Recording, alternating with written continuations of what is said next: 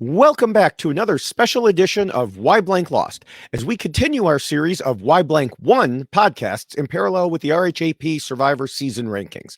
I'm David Bloomberg, and joining me on this journey of many seasons is, of course, my co-host Jessica Lewis. Hello again, everyone, and thank you for joining us on our travel back in time. We got to go way back to season 17, right? Is that the number that we're on? Yes. So, and I must say, I am very pleased having a rewatch of this season because my memory of it was not very good. So it was nice to go back and rewatch and feel a little better about things after the rewatch. Now, your memory wasn't good, or what you remembered about the show, the season wasn't very good? What I remembered about the season wasn't very good. Yeah, I know that this is one of those lower ranking seasons most of the time.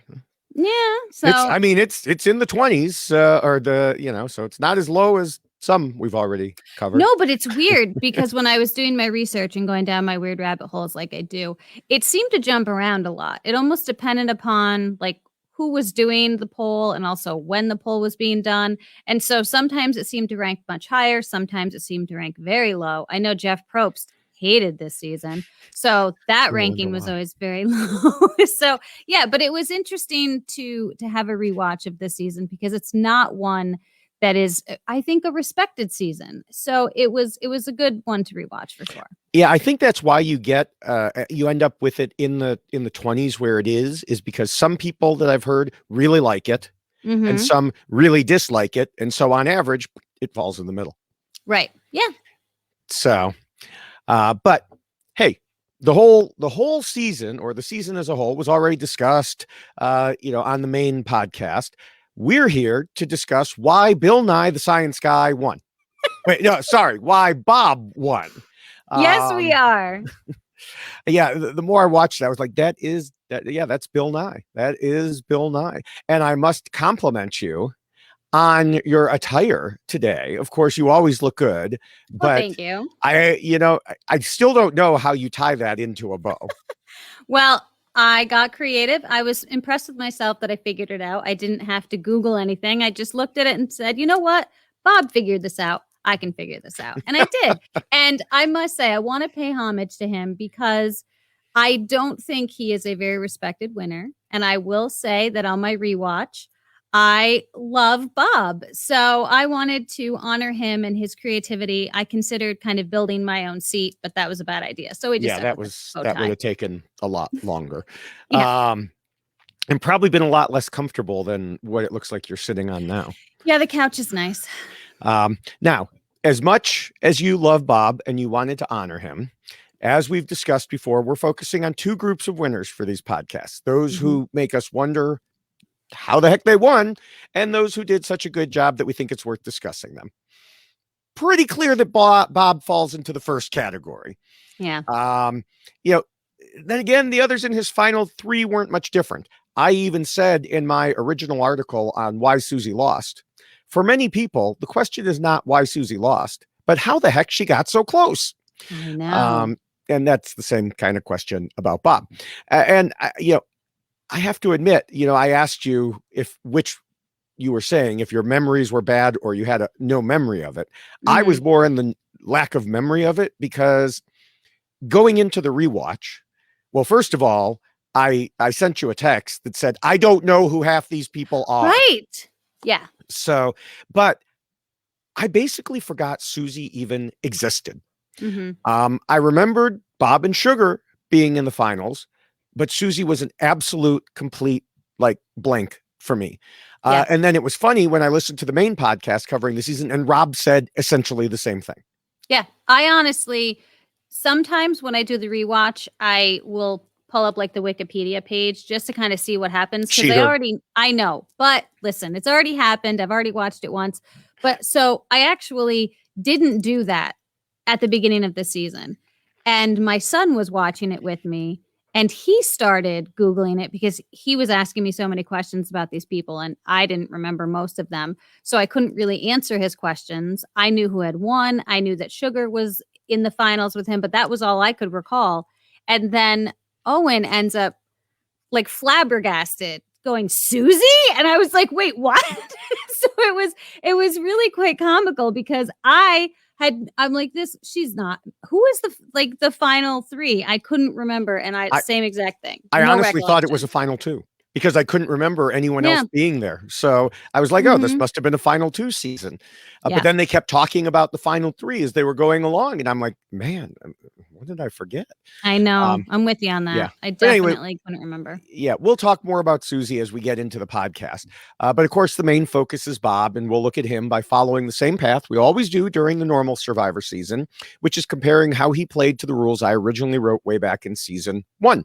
Unlike the past couple podcasts, I don't think Bob's win is as directly linked with the losses of the other two. You know, we talked like that person was voted almost as default. Even though it was a 4-3 vote. And of course, we'll discuss how Sugar had a lot of influence on the outcome. But people had been saying Bob was going to win for weeks before the final 3. So we'll figure out how that all played out. Anyone who would like to refamiliarize themselves with the rules can check out the most recent version at robhasawebsite.com/blog/survivor rules. Or you can get the shorter and much more colorful version of the rules in poster form at tinyurl.com/DavidRulesPoster2. I have one behind me. Mm-hmm. You have a few around. I have a few. So there's the poster. There's the there we go. There's the white T-shirt. Here's the black T-shirt. And I figured there was this made a little bit of a spoiler here, folks. There's so little rule following in this season that I kind of had to overwhelm it on the podcast by showing the rules everywhere we could. That was a good idea. Yeah. So of course the poster was drawn by Eric Reichenbach, and then we converted it to a shirt. And so again, you can get it at tinyurl.com/DavidRulesPoster2. In addition to the poster, I already said you can get the T-shirt. That you can go to robhasawebsite.com or robhasapodcast.com, click the merch link near the top, and the RHAP shop now is humongous. So you can scroll through, or you can search for rules or something like that, and should be able to find it that way. Mm-hmm. And you'll find not just one, but 2 different designs. There's the classic design that is surrounding me, and a new one that's a checklist of the rules, and you can get a checklist as a mug as well.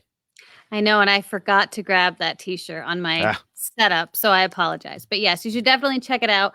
Great prices, great products, and really just fun to have. If you are a fan of the show, it's a nice way to not only support your favorite show, but also support your favorite podcaster and podcast. And just to show how cool you are. Yeah, absolutely.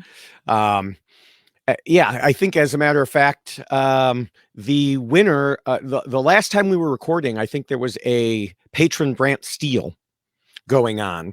And I believe that the winner was wearing a Survivor Rules shirt. See? It'll help you win. A blank loss shirt. So that's right. It helps you win in all cases. So now, before we get to Bob in particular, as we move on here, there are some things I wanted to mention about the season, and a few of them relate to Kenny. First, when I was reviewing my interviews with the players from the time, I noticed that Kenny told me I'm always rooting for the main strategists like Todd, Suri, and Rob Sesternino. I think they are the ones who make the game, so I tried to base my gameplay on something like them. Now, obviously, that's something we love to hear for 2 reasons. 1, focus on strategy. 2, focus on the man in charge, Rob Sesternino. That's right. So, but unfortunately, Ken's pro strategy outlook seemed to leave him in the latter part of the game, because the other thing about Kenny that I want to discuss is something that bothered me when I originally watched the season and really pissed me off even more in my rewatch. How bitter he was? Yes, but particular how he was mad at Bob for not handing over the immunity necklace and letting him vote Bob out.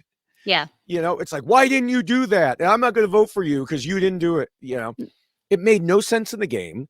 It made no sense when he was still mad in the jury. It made even less sense when I was interviewing him later, and he was still acting this way. Yeah. I asked him about it. He admitted he was playing Bob, but said he didn't ask for the necklace. Bob offered it as a deal, saying, I'm a man of my word. And then when Bob won it, he said, I'll give it to you if I think you're going home tonight. Well, Ken told me, I knew at that point he was lying to me. He was playing me. I wasn't mad that he didn't give it to me. I was mad that he said he had integrity and didn't lie. He wouldn't admit he lied to me. He kept saying he would have given it to me if I wasn't going to stab him in the back. He was never going to give it to me in the first place. And I wanted him to admit that. Yeah, that was kind of like a tantrum. And to me, there should have been more respect given to Bob by Kenny, that he kind of called him out on it, right? Yeah. Kudos to Kenny for trying. I mean, Sure. We could see a horrible recreation, or I don't know which one came first, but I think Eric's came just before then. Yeah, so we could have seen another recreation of that, which would have been awful. But at the same time, Bob sussed it out, right? And I know that he had some help with figuring that out because of Sugar. Mm-hmm. But kudos to him for figuring it out. And I think Kenny should have said, wow, I'm going to give you props for realizing I was playing you and I was trying to pull one over on you. Instead, it was very much dramatic and feet stomping. And I want you to acknowledge that you lied. And Bob never lied. Bob said, I told you I would give it to you if I thought you were going home, and you were not going home. Yeah. And I mean, the other thing is, Ken just seemed to be in a little irrational world of his own. Yeah. He acted like, and what he said to me was that he knew Bob was lying when he made the promise. No, that didn't seem to be the case at all. Bob made an offer he never should have made. I mean, let's just say that. Right. Ken decided he would take advantage of it and vote Bob out. When Bob realized that, of course, he wasn't going to follow through. It would have been worse than Eric and Brandon Hant's immunity necklace giveaways combined. Right. Yeah. Yeah, you said he had a big tantrum. That's exactly what my notes are. He was being a big baby. Mm-hmm. Yeah. I thought that was ridiculous. So that was one thing I didn't appreciate about that whole scene. And I mean, you would hope that he would, in retrospect, after the season was over, he'd been home for a little while. When I interviewed him, that he would think back on it and say, "Oh yeah, that was no." He still was right there, firmly on it. Yes, and he's still to this day. Oh, is he? Because he did one of those quarantine questionnaires. Uh-huh. Still, same thing to this day. I missed that. I meant to look at that and I forgot. Mm-hmm. Yeah, So one reason, besides that it was just such a tantrum and continues to be apparently, that I hated it was, like I mentioned, Kenny was supposedly so focused on strategy. And I even asked him if he was the most strategic player of the season. And he said, this season, definitely. There weren't a lot of strategic players. Randy was a very strategic player. Ace was a very strategic player, somewhat Crystal too. Anybody else this season, they didn't know what they were doing out there. And, that's certainly true. And I'm sure we'll discuss that more, regarding our final three when we get to the first rule in a few minutes. But, okay, he's so strategic. And yet he does this. Yeah, no, I agree. I think that was a problem all around. And I don't like that was such a hang up for him, because I understand things happen in this game that upset you, but I also think you need to respect gameplay when it is gameplay. And he was trying to do something terrible to Bob. Bob didn't allow him to do it. And he doesn't want to give Bob credit for realizing that was what was happening. Yeah. So, all right, we can move on from Kenny for now. But another thing I wanted to discuss is about Bob before we actually get to the rules about Bob. The day after the finale, I was one of two people to interview him before he appeared on the early show. So he took the overnight, the red eye from LA to New York, had to go on the early show to get his check, but they had me and someone else interview him first. When I did, I said, Bob, I will give you $5 to add to your 1.1 million if you mention my website on the air. And he didn't mention it. So he blew that extra $5. You should stomp your feet and be really upset. I'm not going to give him my vote now. Well, I'm not going to give him my $5. I'm sure he was very upset to lose out on that $5. Yeah, and I will say I watched his interview on the early show, Oh, and wow. clearly very tired. Mhm. So sweet, and just what an incredible man. Just because he was so just appreciative of what had happened and so humble. It was nice to see someone like that receive $1 million check and be so humble about it. It was good. Yeah, I mean, he was, if you watch, well, you did watch the reunion. He was absolutely speechless, especially after getting the extra 100,000. I It was like know. literal. I mean, people say they're speechless. He was literally speechless. Like Jeff Probst had to get down next to him and pretend he was Bob to I say, "Thank you, know. everyone," because Bob was just like, so. He's so self-deprecating too. And in so Well, many of the interviews that I've yeah. seen, if we're gonna get there, we'll get Well, there. I no, won't talk actually, I about was it just now. gonna say, when I spoke to him, I asked him if it meant more for him to have been the oldest person to have won, and he said he never really paid attention to how old he is and never realized how old he was until he saw himself on TV. Quote, "I thought I was much younger and much better looking." I was enjoying watching him on Yeah. TV. I'm just gonna throw that out there. I thought he looked great. And what a badass. Just everything he did, he was just incredibly great at it. It was very impressive. Very Yeah. impressive to watch. Yeah. Now, the next thing that I have to mention is something I texted you about when you told me you were watching the episode with the fruit throwing challenge. Yes. And what we determined, listeners, is that Survivor invented the game Fruit Ninja because this aired in 2008 and the game Fruit Ninja came out in 2010. So Survivor should be demanding royalties from that game because, that was totally obviously based on this challenge. Obviously. That was a fun challenge. Yeah. At least they got to keep the fruit too. And they didn't have to chew it first. Like, I was just kidding. That was my next part. It didn't come out of their mouth first. Yeah. Oh, so gross. And then finally, I just want to mention that I had to laugh watching Randy at the reunion. He just kept trying to put on his mean face, but a smile just kept creeping through. And I think that pretty well summarizes Randy overall.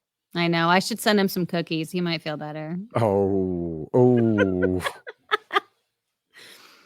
I don't know about that. Yeah. No, I probably won't do that. But. Now, is there anything else this season that you want to discuss before we get to the rules? I'm sure there is. Now, I did have a fun time going down my rabbit hole research, as I've mentioned. And one thing that I read about, which I thought was fascinating, was how close at the finale it was that Jeff Probst did not have the actual original votes. I had no idea that had happened. Yeah. I was fascinated reading that it was like literally 2 minutes before he had to walk out there. They had traced and copied the faxed, like written original notes that had been, or votes, I should say, that were left in a safe that nobody took out. And I thought it was interesting in the interview how Jeff was explaining whose responsibility it was and how that person no longer works for CBS. I was like, oh, I wonder what happened there, Jeff. So Matt had to go save the day on his motorcycle, fax the votes over. They traced them. And within 2 minutes time, Jeff had the original real votes in his hand because he flew back on his motorcycle and turned him over. I thought that was quite incredible. They should have shot the whole thing. It could have been another great entrance for him. Right? Like the votes coming in. Yeah. How amazing is that? So that was fun. That was definitely fun. Yeah.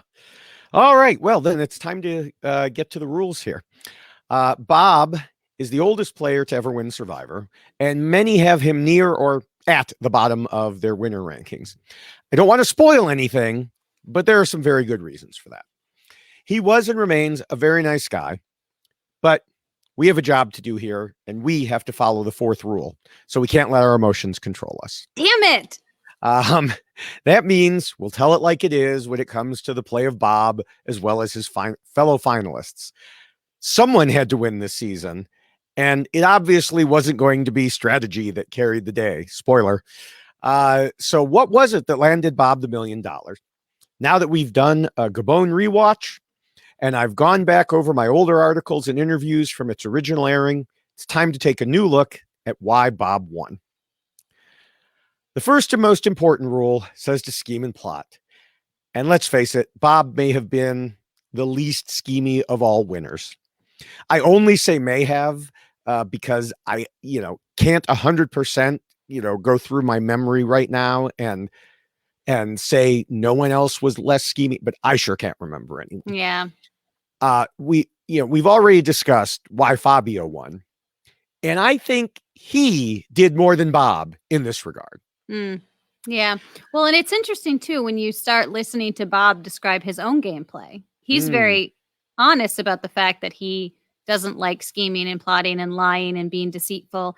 And that was one of the problems with his original interview in order to get on the show, is he admitted, I'm not going to lie and backstab. I'm not going to do that. And they were like, all right, see ya. Bye. So I think Bob himself has acknowledged he's really bad at this. Yeah. And, throughout the game, Bob allowed other people to make decisions and he went along with them.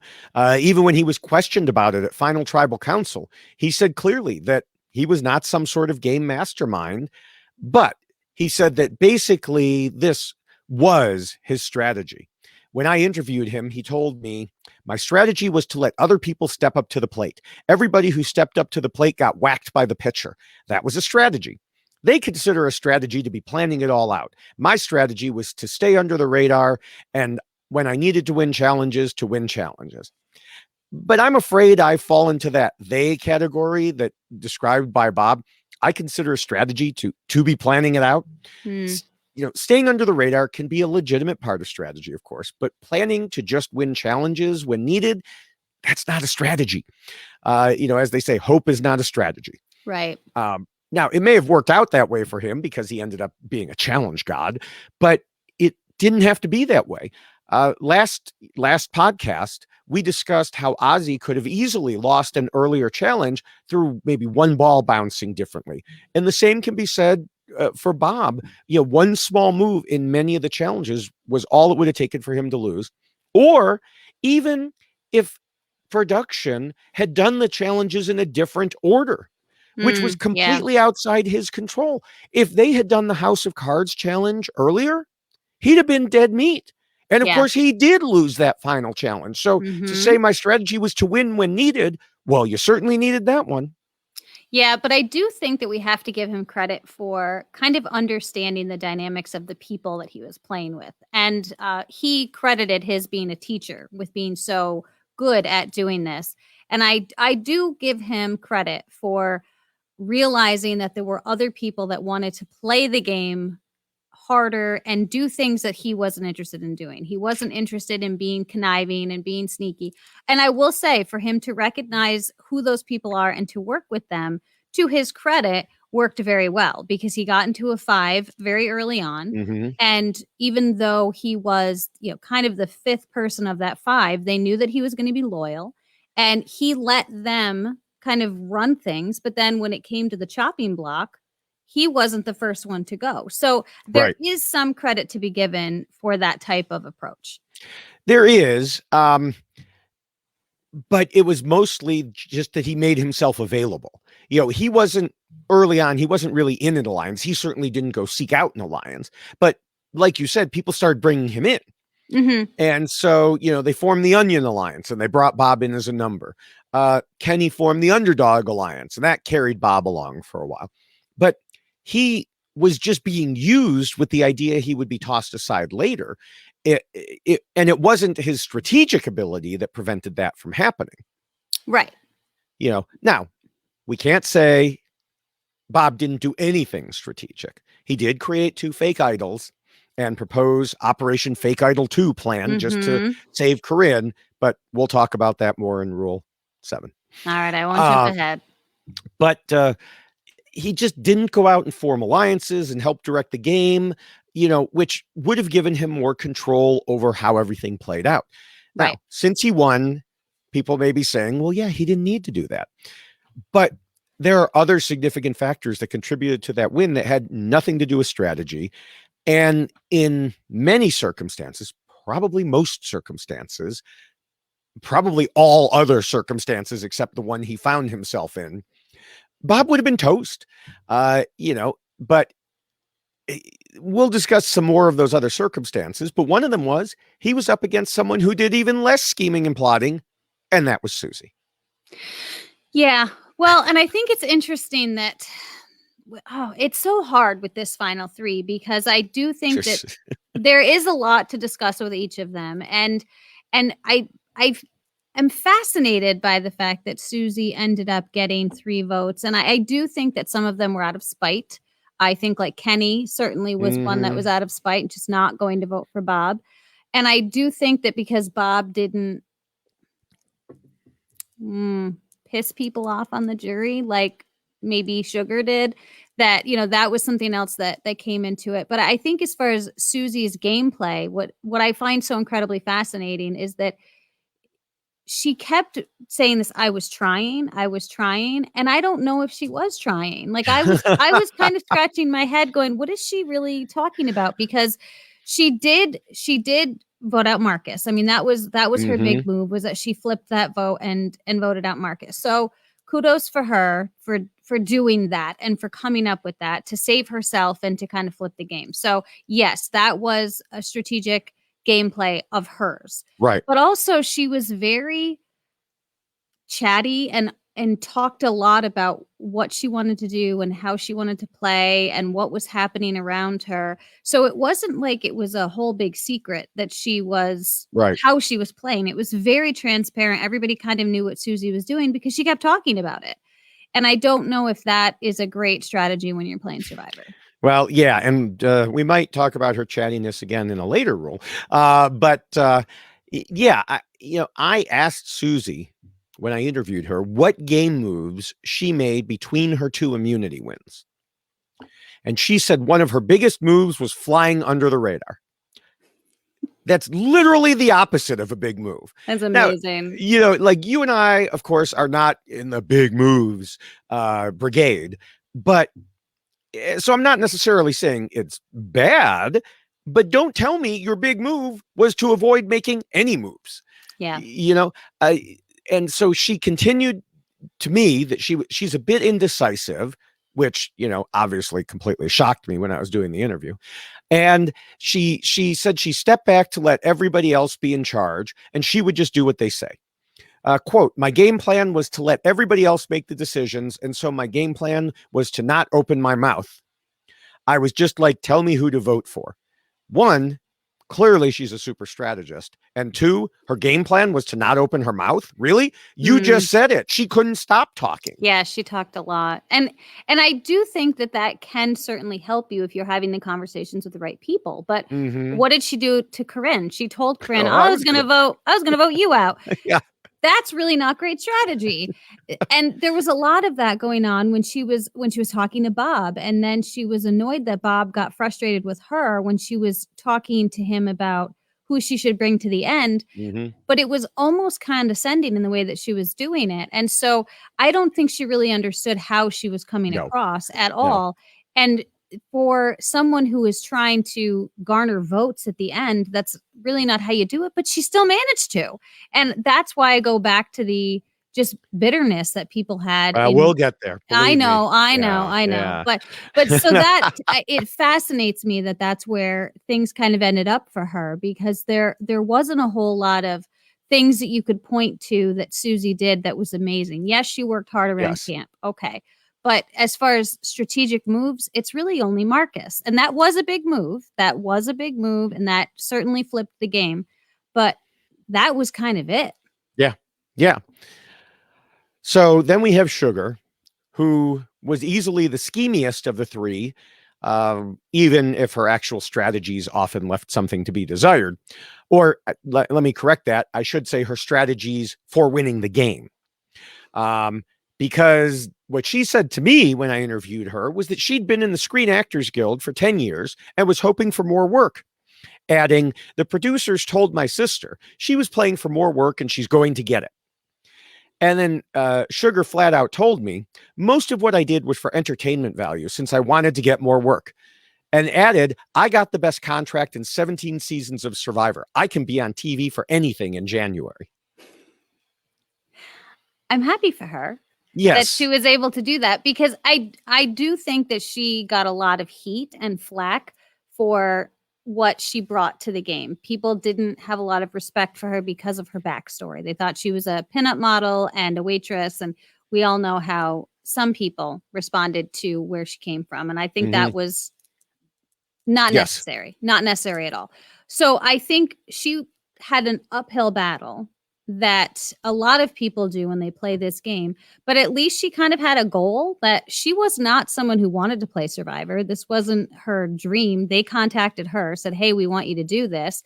So she decided to do it in hopes to further her career. So she's a rarity, I think, as far as Survivor is concerned, because I think you do have those individuals that go on Survivor that hope that they will become an actor or an actress because they're on Survivor. And that doesn't happen very often anymore. That was an old school, like, first few seasons of Survivor thing. Wait. What about your big Hollywood opening? What? Don't tell anybody. Yeah. Oh, sorry. Super secret. Yeah. So I think for her, she had a plan with what this was going to do for her. So yeah, maybe she didn't really care to win the $1 million, but at least she had some structure in place as to what she was desirous of doing with the game. Right. But of course, as we always talk about, because there are other people who come in and they say, well, I'm not here to win the game. I'm here to have an experience. Or the worst one, I'm here to free the chickens. We still judge everyone based on winning the game. Oh, for sure.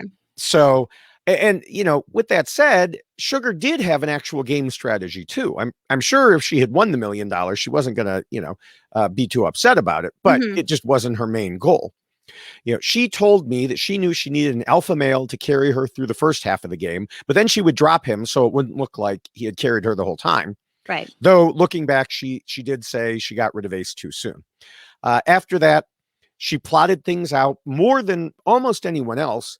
And she told me she was surprised she didn't get at least 1 or 2 votes from people who were into the game aspect. I'm sure we'll figure out why as we continue through the rules. But like I already mentioned, even when she was plotting, she wasn't doing it toward the right end goal. She could have taken along people that she might have had a chance to beat at the end, but instead she took them out. Yeah. And so even bringing Susie along wasn't intentional. She was supposed to be the final target, but she won immunity. And yeah, Susie got 3 votes while Sugar got none, but still Susie should have been everybody's ideal opponent at the end. Yeah. And I think that at least Sugar was making decisions in the game that I don't think we saw very many other people making, at least from the people in the final 3. She was coming up with ideas. She was presenting these ideas to the people she was playing the game with and making things happen, which is something that seemed to be lacking. Is there wasn't a whole lot of people on this entire season that were making things really happen. And she was controlling much of the game, especially towards the end. And I appreciate the fact that she was doing so and also kind of calling people out when they were giving her flack for it. Like, this is what we're doing. We're playing a game, right? So I think that her strategy, though different than most, at least it was a strategy. At least it was something that she felt good about in the end and felt that it was significant and that it mattered. She wanted the right person to win, which I can appreciate. At least that's what she was desirous of, is that the good people should win, not the bad people. And there was some bad people that she was dealing with very regularly out there. So I can't necessarily fault her for taking that position and utilizing that type of strategy. I can, and we will as we go on. Now, before we leave this rule, I want to read some of the post-finale column that was written by Jeffrey Sadow. He was one of my regular writers. He wrote the strategic overview of Survivor column. And in his real life job, he was a professor of political science at Louisiana State University. He summed up strategic play this season by saying, as it turned out, Susie nearly became the least deserving winner of all time, precisely by her normally waiting for others to tell her how to vote, emphatically shows the devaluing of strategy throughout it. It also points to the great irony that the one move she did make that smacked of any strategy, changing sides after the second tribal swap that directly led to the elimination of Marcus, followed by Charlie, Randy, and Corinne, took out of the game players that promised to bring a high degree of sound strategy to the game. It might have been marvelous to behold, but instead we got treated to the blundering of Ken, the non-strategy of Susie, the minimal strategizing of Bob and Maddie, and the anti-strategy of Sugar. It also tells us who values strategic play, what we can do with this season, which halfway through had so much potential, only to watch bad luck for the skilled players wash it away. If you have it on DVR, erase it. If you have it on VCR tapes, burn them, or less dramatically and more environmentally friendly, tape over them. If you have it on DVD, destroy them. Wait till next year. That's harsh. That's, strategic overview. He wasn't taking into account anything else. Strategic overview. Yes. I mean, this is truly a final three that struggled to find a lot of answers to those questions about what were their moves. And going back to Susie for just 1 second, she didn't even hone in on that Marcus move. I think she might have mentioned it once, but didn't sit there and say, hey, listen, it's because I flipped that you're sitting there and you're sitting there and you're sitting there. All three of them, we'll get to that in Appendix B. All three of them screwed up so badly in the final tribal council. But all right, well, we can move on to the second rule with that very dramatic ending to the first rule. And it says not to scheme and plot too much, and of course, to keep your scheming secret. Considering this final three, this may be the shortest ever summary. Sugar did have an issue here, but before I get to it, can you think of anything Bob or Susie did other than, like you've already mentioned, Susie talking too much, that schemed and plotted too much? I'm going to go with no. Yeah, there's only one right answer. It has 2 letters and you hit it on the head. The thing I was thinking of for Sugar is that she had an alliance with Kenny, which he thought was so solid he didn't even question her after she voted out Crystal. But then Sugar turned on him and saved Maddie. Of course, she then just as quickly turned on Maddie to help save Bob. So even those with whom she had aligned were unhappy with her by the time she got to final three, because she kept turning on them for no good reason. Yeah. The only person who would have been happy with her was Bob, and he obviously wasn't in a position to give her a vote. Right. I do think that was part of Sugar's biggest problem, is that when she would form a relationship with someone, I think that she presented it as it was a very genuine thing. And I do think that it was a genuine relationship that Sugar wanted to create. But at the same time, you're playing a game, and you have to eliminate people as part of this game. And so that, I think we saw her actual struggle that she had to go through in voting people out that she had formed relationships with. And I think that when you create a relationship with people like Sugar did, in the manner in which she created them, that vote out stings more than any other. Yeah, and we've seen that before. Yes, they feel like they are so close and that they really matter to this person. And then that person is the reason why they get voted out. So yeah, I do think that was a very big problem for Sugar, was finding that line, and she went over it every time. Yeah. All right, let's go to the third rule, which talks about being flexible. How do you think Bob did here? Well, I think Bob was in an interesting position because he didn't really have to be flexible, because he obviously was low man on the totem pole once Marcus got voted out, and kind of was like, well, at some point my time is going to come, right? I'm on the chopping block. I'm going to get voted out. And he came up with mechanisms to kind of keep him around. He was very handy. He was feeding them. He was tending to the fire. He was making himself necessary. But he was also making fake idols at the same time, kind of having a backup plan and winning immunities. So it was an interesting place that he was in, because there wasn't a whole lot of places for him to go, but he was willing to go there if he needed to. He and Sugar formed a relationship, and he did foster that relationship with Sugar, which ended up obviously benefiting him in the end. I mean, hugely. So his ability to be flexible, I think, just really was based upon the circumstances and what was happening at that time. And he made choices based upon what was happening, but it wasn't like he was the one making those things happen. He was almost like a responsive flexibility as opposed to, I'm going to do this and I'm going to jump ship, or I'm going to switch things up, or I'm going to do what I need to do. It was just more of a responsive thing. Yeah, I would say he was the ultimate in flexibility because he never stood up and said something had to go a certain way. Now, he would say that's because things always went the way he wanted them to. Now, I think that's a lot of that is because people used him as a number, which I mentioned before, which put him in the majority. First, I already listed all the alliances he was in, but what happened was, so he went from alliance to alliance as people just brought him in. And then he stayed in the background while the more obnoxious and dangerous players were systematically eliminated. Then he aligned with Ken and Crystal. Then he aligned against Ken and Crystal. And so, yeah, he did well here, even if it wasn't specifically his intent to do well in this regard. He just, kind of floated along. Right. He was flexible when he needed to be. Right.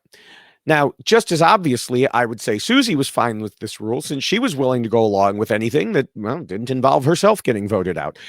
Whoever made her the best or sometimes most recent offer won her voting services. That's true. But she did flip sides. She went, yeah. So there was that one moment that she had. One shining, glorious moment that she had. Sorry, Marcus. That's her thing. So, yeah. And then finally, we have Sugar, who was flexible in her alliances, but again, not really for strategic reasons. She just jumped alliances when she felt it was right to do so, even if, quote unquote, right was more about emotional or future employment opportunities. Good point. No, yes. that I do feel like Sugar was someone who did seem to be the most able to float amongst everyone. And it was probably really how the game started for her, right? Because she was immediately sent off to, was it exile? Is that what they called it in this one? The Sugar Shack. The Sugar Shack. So she spent a lot of time in the Sugar Shack by herself, eating a lot of fruit, which was wonderful. But I do think that for her, she didn't really have an opportunity to really form a strong bond with a group of people. And that's why I think her individual relationships became more significant, because she didn't have enough time to really become part of a group. It had to be one-on-one because that was really all she was presented with at the beginning. Yeah. Yeah. So I just said that she made a lot of those decisions, besides the future employment part, on emotional reasons. And that takes us right to the fourth rule, which tells players not to let their emotions control them. And so we'll start with Sugar, or we'll continue with Sugar, because she was the epitome of breaking this rule. Her whole game was emotional. Yes, we said she made she made strategic moves, but she made them based on, like you said, who she thought was good or bad, and what would further her career, all rather than how she could win at the end. She told Bob she knew he was the biggest threat, but she wouldn't vote against him. Quote, "I just think the good guys should win at the end." Yeah, she was definitely an incredibly emotional player. And it probably stemmed from where she was in a personal space as well. She was going through a lot personally with her father passing. And I do think that definitely affected her ability to play this game and affected the decisions that she made emotionally, like the father-brother comparison she had with Bob and Maddie. And so all of that, I think, was very difficult for her. But I do think that as far as emotional gameplay is concerned, she was definitely very affected with every decision she was making, because she wasn't playing to win. And we've already talked about that. She was just playing for the good person to be sitting there at the end. Yeah, I mean, she wanted to go to the end with Maddie and Bob, even though she knew she would be dead meat against either of them, let alone both of them. Right. But she, like you said, she had come to feel Maddie was a surrogate brother, Bob was a surrogate father. They were the quote unquote good people she wanted in the finals. So she supported them. She targeted the others. When Susie shocked everybody by winning the final immunity challenge, Sugar had a choice. Considering, like you just said, considering she had just lost her father, it was no surprise that she helped her Gabon dad into the tiebreaker that he won easily. Mhm. Even Maddie saw it coming, as he told me once Jeff brought up that Sugar compared me to her brother and Bob to her father. I knew Bob would take the prize because Sugar lost her father and she found a place in her heart for Bob.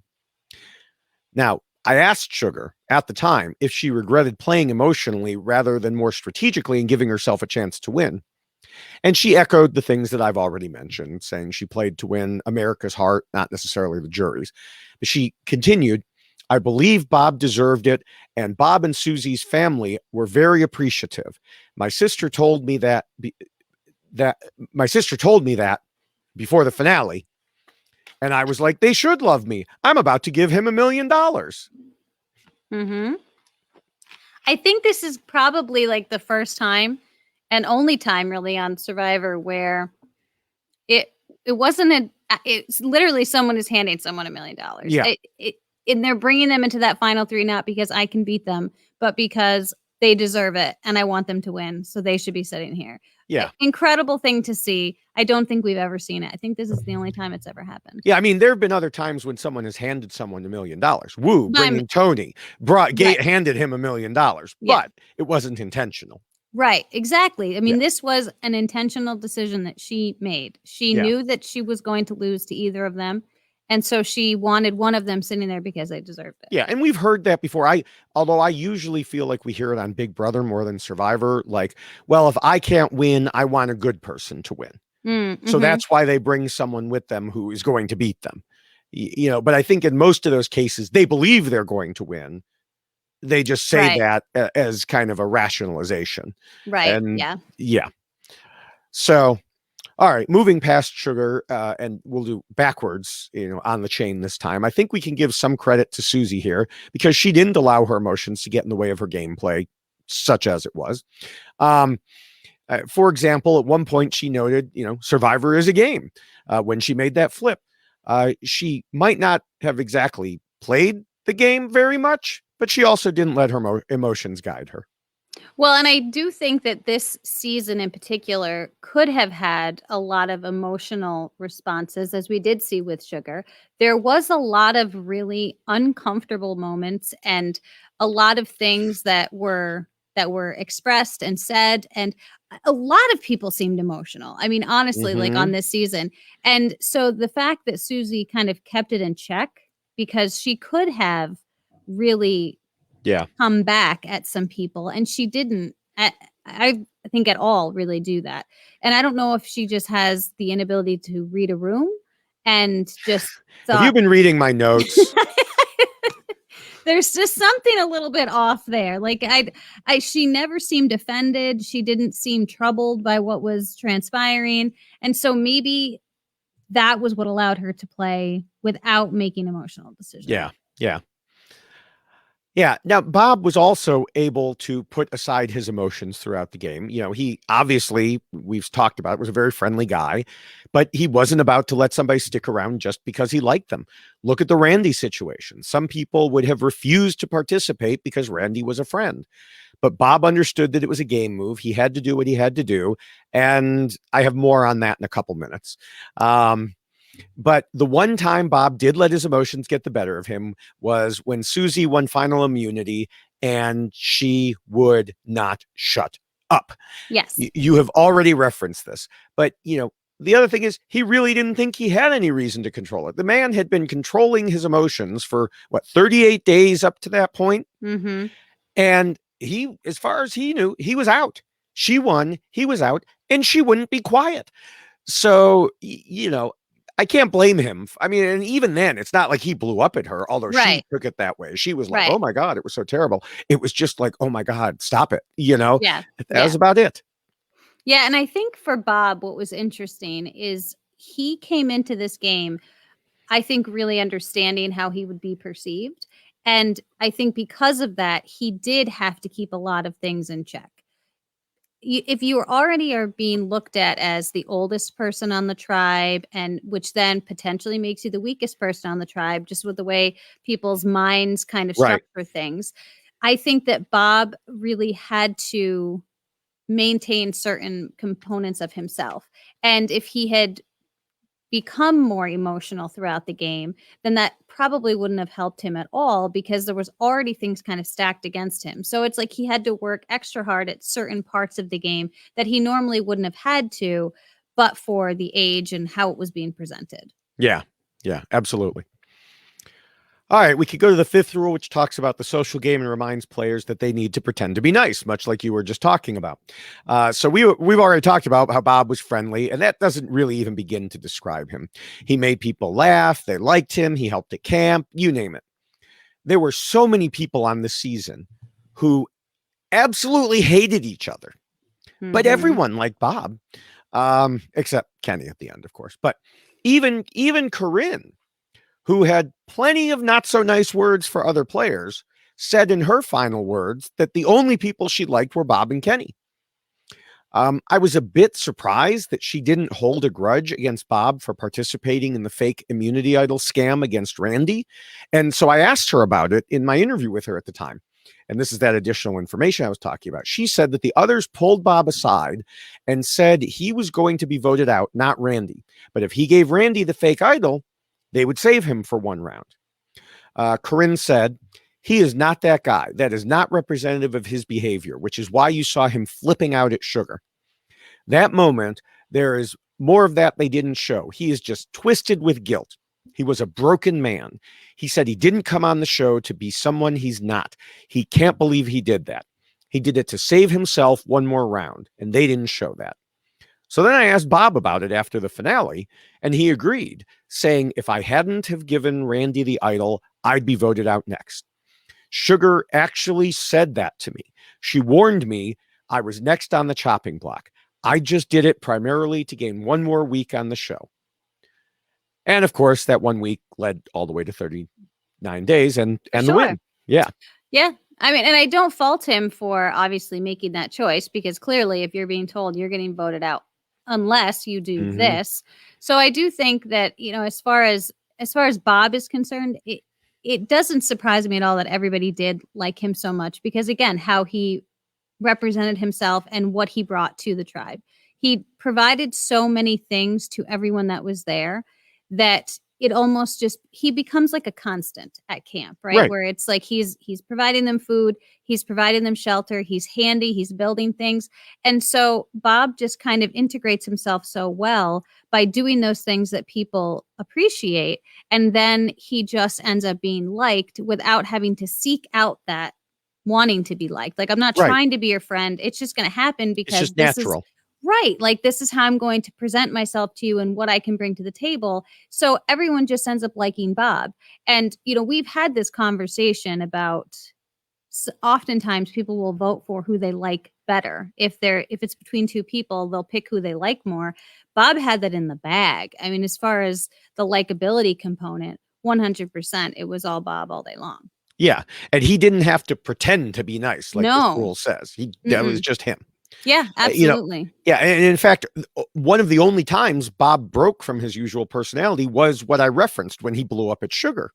And even then, Sugar seemed to take it in stride, kind of like fatherly advice, like, you were a bad girl. You shouldn't have made me do this. And, you know, we all know that Sugar never should have voted against Maddie to let Bob make it to the end via the fire making challenge. It shows Bob's social game. She felt close. She felt like she'd lose to both, and she preferred to lose to him, though, of course, that went back to the situation that we already discussed. Yeah. So moving on to Susie, she was in a similar position to Bob, but once again came in second when it came to being well-liked, especially among some of her former tribe mates. When I asked her why she thought that she got the 3 votes she did, she said, I want to believe that it was probably my not disrespecting people and just being honest with them and being kind. I was very giving. I didn't feel I had to be nasty about anything. With Kenny, Crystal, and Maddie, who voted for me, we had a good connection. We were good friends. I just adore them. I got along with everybody. And then she added, I really had a hard time. I knew I had to lie and deceive people. I didn't feel it was necessary to be nasty to people. And then she also said, I always knew I was a pretty giving person, but even when it came down to food, I didn't have a problem. Being kind is really a neat thing to do. I found myself being even kinder. I do think that Susie comes across as a very genuine individual. She really is just kind of, this is who she is. And it's kind of like Bob, like not pretending, she's not apologizing. And she's almost like that to a fault because she didn't make sense to people. They would talk about her in their confessionals and they were like, I don't even know what's happening. Like, I'm not sure where Susie is coming from, but that was just who Susie was. And so I do think that Susie didn't think that she needed to pretend to be anything other than herself. And that was what Susie presented. And that was what she did. So I don't think she pretended at all. I think she was just Susie. Yeah. Now, there was one time when Susie wasn't as kind as she could have been. And that could have been the $1 million time. As she told me, apparently I wasn't kind enough to Randy. I feel like I didn't get to know Randy better, and he was the vote that cost me. I feel bad for that because I didn't reach him enough. It was not meant to hurt him. It was just a perception I had of the whole cookie incident. Now, I should have done this with cookies. I know. I should have had cookies. Offered each other a plate of cookies.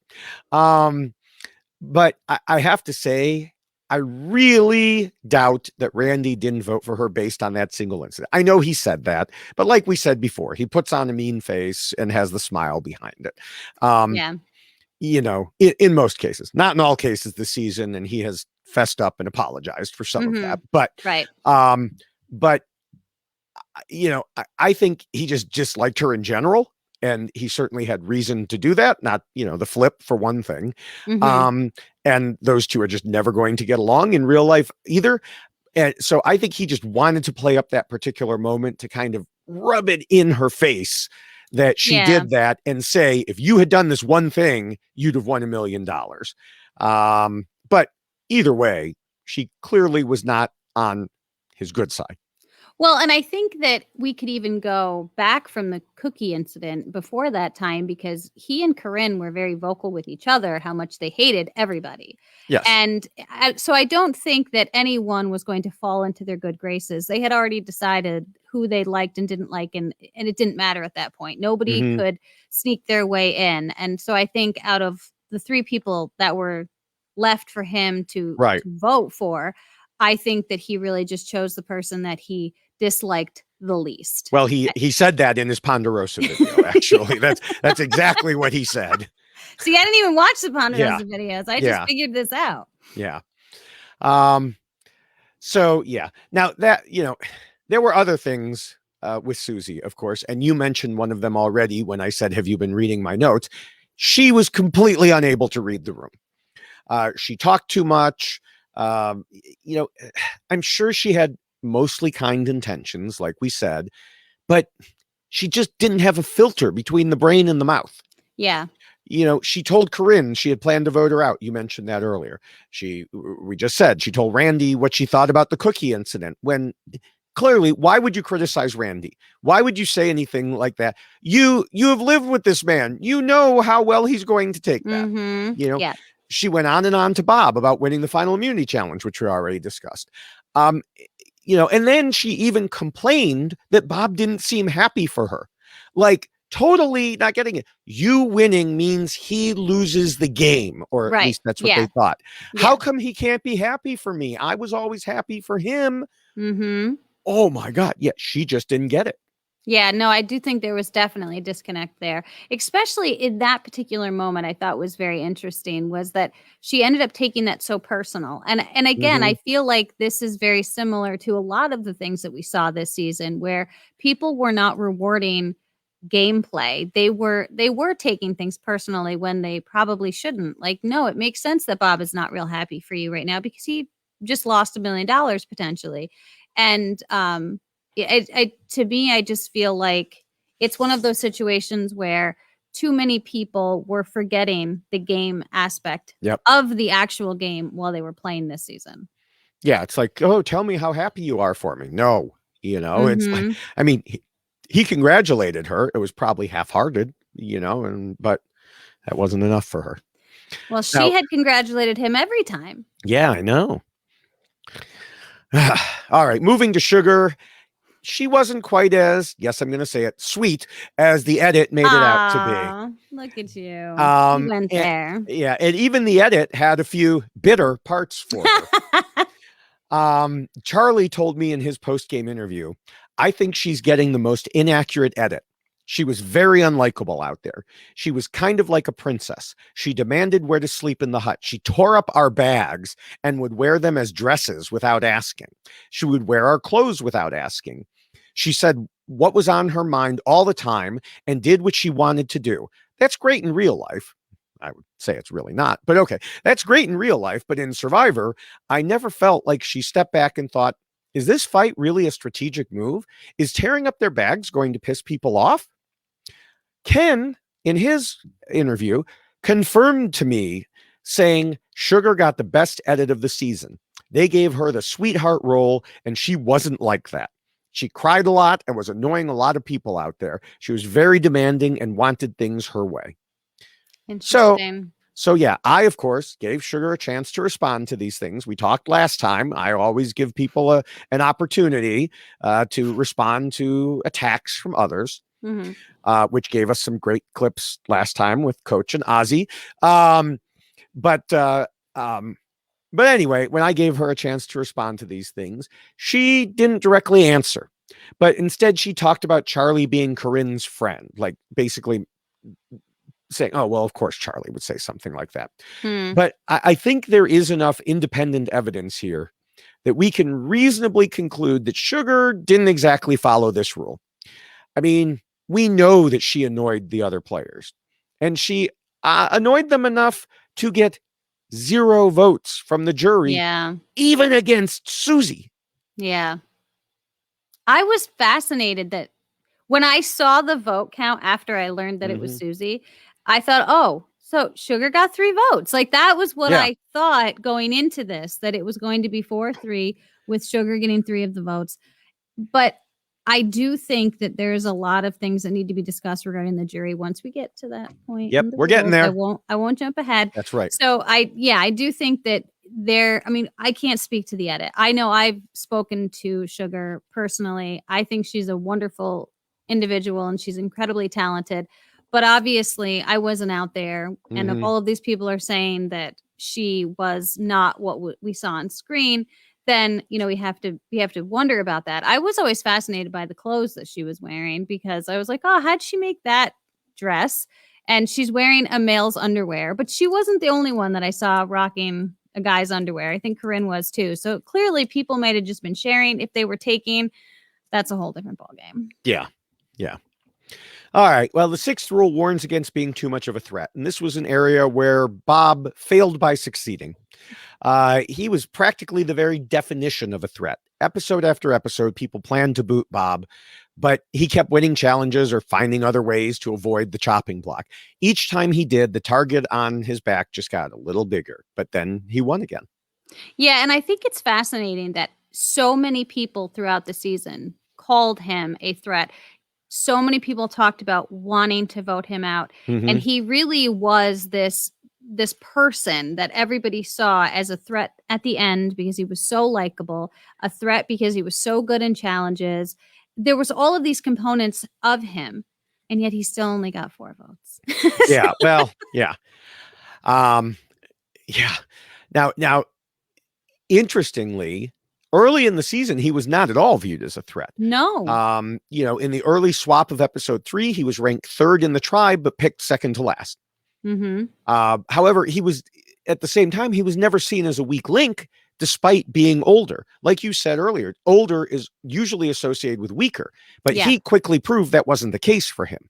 Yeah. It helped that his tribe won a lot during the pre-merge. He was never the weakest or the strongest at that point. And as Jeff Probst said in the recap episode, his fatherly ways and inventions kept him around. And Bob said, I'm valuable to them. They've grown to like me. So he didn't become a real threat until around the final 8, when you started really hearing people say they wanted him out, even more than Randy and Corinne.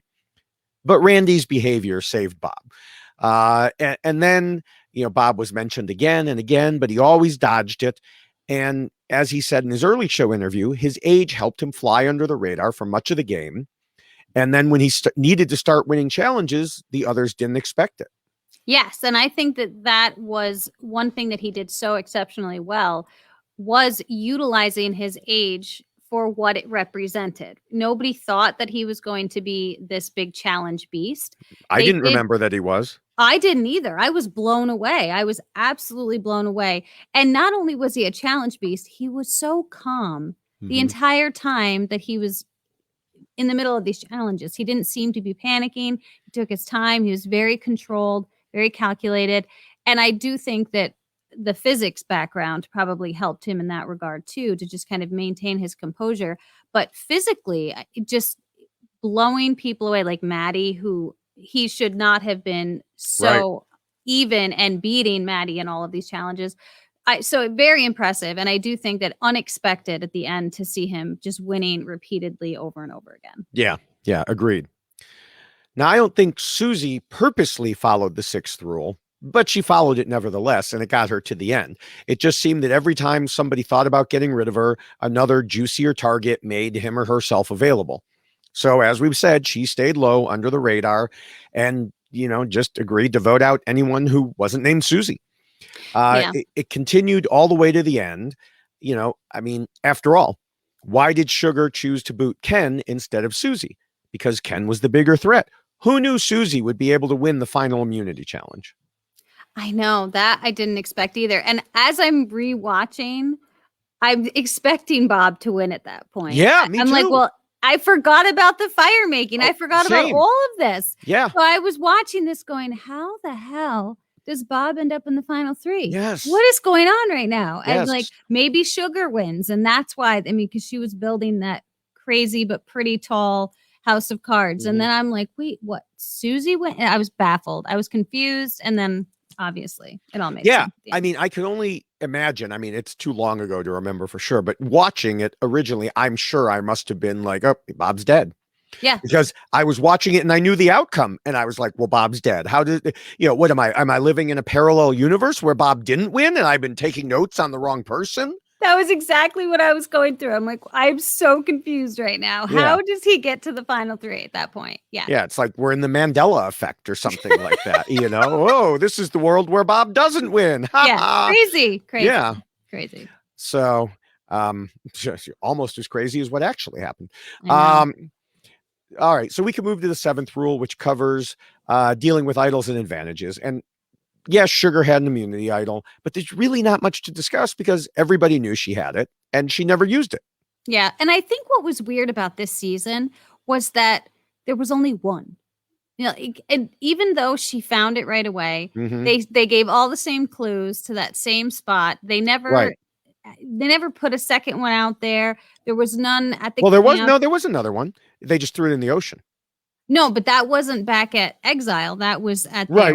fake, merge feast that they were all having. So to me, I actually enjoyed the fact that there wasn't so many idols and that it was just basically that one that never really, it was used eventually by Sugar for Maddie, but I do think that it was interesting to see a game with a lack of idol play. Yeah. Now, I think if she had used it, it would have been replanted at Exile. I agree. So, but with it not having been used, they never replanted it. I know. So, but I feel like they would. And the other one, they would have had to fish out of the ocean. So, I really wish that what Bob's concocted story was. I wish that was true because that would have been amazing. Yeah. And in fact, Bob based that story to make his second fake idol, after making the first one, which as I was watching, I was like, oh, Bob, you should have used that story for your first one because people already know you've made a fake one. Why would you have made a fake one if you had a real one? Yeah. But both of his idols were well made and convincing. And he created the first one with the idea of letting it be seen in order to save himself, which obviously was not how it was used. But we already discussed how he was threatened into using it that way. And then he used the second one to try to save Corinne, but that didn't work. Now, at the time, I was thinking, and all my notes are about how the whole thing was mishandled and Kenny overthought it and tried to double back. But Kenny then later claimed in his interview with me that he knew the second one was fake and he was playing along for reasons that never really made any sense to me. and that it was just edited to make it look like. Now, was this him, again, revisiting history and rewriting it? Or was it really that way? Did he know that it was fake? I don't know, but the reasoning behind it never made any sense to me. And so... Yeah, I don't know. He's bitter, so it's difficult to know. Right. Yeah, he may not want to admit that, Bob got one over on him. Right. Those fake idols are the best fake idols I think anyone has ever made on Survivor. That was ridiculous. Well, one of them, I don't remember if this was in an interview or if Rob, someone on the previous podcast, mentioned it, but apparently he took a skull face off of the immunity necklace for one of them. Really? Yeah. So, one, I'm surprised he was allowed to do that. Two, I'm surprised no one noticed, but I guess he wore it more than anyone. Nice. So, and other stuff, he just tore stuff down. Now, Kenny said he noticed that. That may have been where it was. It may have been my interview with Kenny that he said he noticed that. And that's how he knew. I doubt it. Yeah. Well, I will say, as someone who was a hoarder out there, I ripped a lot of stuff down I wasn't supposed to and put it in my bag. So you can certainly... Where's your fake immunity idol? I had a little collection of things in my bag that I was going to try to utilize to make one if I needed to. But I even found a bone at one point. I was like, this would work. I could definitely put a bone on here. But to future Survivor players, yes, you should definitely snag whatever you can and hide it in your bag because you just never know. Just don't grab the white rock. Yeah. Black. It was black. Oh, it was black? Okay. Grab the white rock. Don't grab the black rock. Sorry. Maybe you took my advice in retrospect and you my God. This is the Mandela effect. It's the Mandela effect. Yeah. Yes, it is the butterfly effect. See what happened? Yeah. So, all right. Well, let's quickly move on for that before I get myself in more trouble. And go to Appendix A, which is about the rest of the tribe keeping their end goals in mind when voting. And of course says to vote out the weak, then the strong, then the weak, then the strong. We've already discussed how Bob and Susie went along with whatever, so we can't really credit them for following this rule, even though it was generally followed in terms of voting out the power players leading into and at the merge. Yeah. I mean, there were so many that went out, boom, boom, boom. Mm-hmm.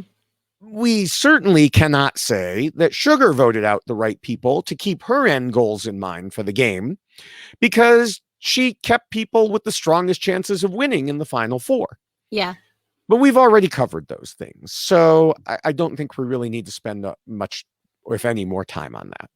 No, and I will just add that one of, I think, Sugar's biggest hindrances here was I think she bought into information that she was being provided from other people too easily in kind of flipping on those people and then deciding, oh, well, no, I should vote this person out. And then finding out afterwards, oh, that person lied to me and that's not true.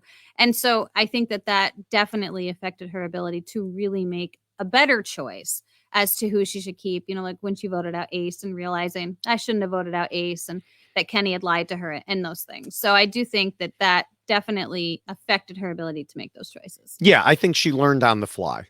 Yeah. In that regard. All right, now we can come to the long-awaited Appendix B. Yay! I see you're settling in for it. I know. I have to keep moving. My foot is falling asleep. I'm sitting on a couch, so it's it's like that. It's like the wooden bench. See. So, Appendix B covers the jury phase and final tribal council, and this one was a doozy. Mm-hmm. Or maybe a better word is a snoozy, at least in terms of listening to the finalists, because Bob didn't do so great here. While he spoke the best out of the three, that's like saying he outran Crystal up the hill in the premiere. Yeah. He didn't explain himself in a way that was likely to earn votes that he didn't already have in his pocket. Yeah. In particular, he told the jury not once, but twice that we saw, that he didn't step up and strategize. Juries are not known for handing over the $1 million to players who admit that they didn't really have any strategy. Mm-hmm. So on my original watch, I thought he had just blown it. But like I said, he wasn't earning votes from people that he didn't have in his pocket, but he did already have 3 there, with Randy being a 4th who was at least halfway there because, as we've discussed, Randy had no use whatsoever for either Sugar or Susie. Right. And I do think that one of Bob's biggest faults is just his honesty. And he acknowledged, and I've mentioned it. Woo! Oh my God. See, I almost knocked my whole camera over. This is terrible. This is not a good setup, ladies and gentlemen. I should not have done this. So I would say that one of his biggest faults truly is his inability to really, like, not even lie, but he is so honest and so just humble that he doesn't want to oversell himself. He doesn't want to make it sound as if he's better than anyone else. And this was, and I've mentioned it before, the reason why he initially wasn't even going to be put on the show. Right. And he only got on the show because I think it was Jimmy Johnson had a heart attack. And so he got the call and like, hey, we need you to come out. Would you be on the show? And he wasn't a shoo-in. He wasn't going, they sent him home from casting. And like, no, because he was so honest in his desire to not be deceitful and not lie to people. And so I think we saw a lot of that when Bob was sitting in that final tribal where he was just being honest. He didn't want to sit there and say, well, I'm better than these two, and this is why I'm better than these two. He wanted his actions to speak for the type of person he was, that he wanted people to see what he had done for the tribe and see what he had done in challenges to bring them to the decision that he should win, as opposed to selling himself in that moment and reminding them all why he was better than the other two sitting next to him. But I don't think he has the ability to do that because he's just a humble, honest individual who doesn't feel comfortable putting down other people. And I think that's why he really just fumbled so much in his final tribal. Yeah, it was a humble fumble. If we were doing hashtags, you know, that were different than the way we would do hashtag humble fumble. But yeah, I think you're right. I think he doesn't like to talk about himself. And I think that's what happened in the reunion show also. Yep. Because, yeah, I was blown away when he said, I didn't outwit or outplay you. How did he?